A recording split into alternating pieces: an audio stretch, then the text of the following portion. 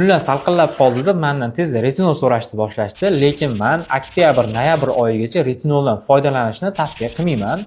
Lekin retinolning o'rnini bemalol bosib bera oladigan ingrediyentlar bor. Agar siz ajinlarga qarshi ishlamoqchi bo'lsangiz, bakucholdan foydalansangiz bo'ladi, chunki u retinolning tabiiy varianti hisoblanadi. Har qanday teriga, har qanday vaqtda bemalol foydalansangiz bo'ladi, hech qanday побочный effekti bo'lmaydi. Faqatgina bittagina aybi bor, O'zbekistondan toza, yaxshi bakucholni topish ozgina qiyin. Agar dog'larga qarshi ishlamoqchi bo'lsangiz, vitamin C dan foydalansangiz bo'ladi va retinolga qaraganda ancha yaxshiroq yordam berishi mumkin. Xuddi retinolga o'xshab, terini yangilash xususiyati bor.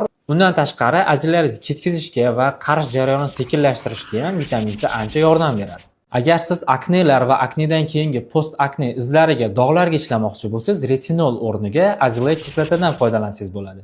Azelaic kislota bir vaqtning o'zida yuzingiz yog'lanishini ham, ugrilaringizni ham kamaytirishi mumkin. Undan tashqari, ugridan keyingi eritemani, ya'ni qizil dog'larni ham juda ham yaxshi ketkizib beradi. Faqatgina azelaic kislotani quruq teriga iloji boricha kechqurun surish kerak va undan keyin yaxshilab namlantirib bersangiz, azelaic kislotaga yetadigani yo'q. Retinoldan farqli, azelaic kislotani rozatsiyaga ham ishlatsangiz juda ham yaxshi yordam beradi. Qizarishlarni anchagina ketkizib, yallig'lanishni kamaytirib beradi. Ayniqsa mana shu sanab o'tganlarim hammasi homilador ayollarga ham mumkin. Shuning uchun retinol ishlatishga shoshilmasdan mani sahifamga obuna bo'ladigan bo'lsangiz, mana shunday foydali kontentlar bilan sizni qutqarib qolaman.